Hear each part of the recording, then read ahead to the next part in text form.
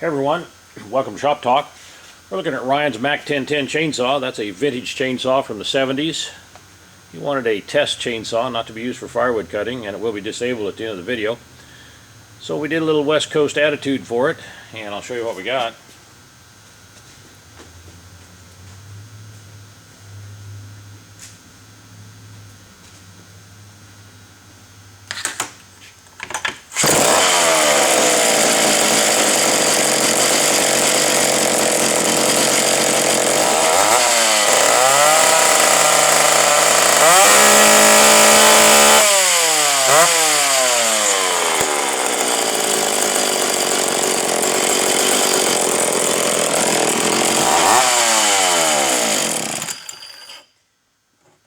Porting done to it.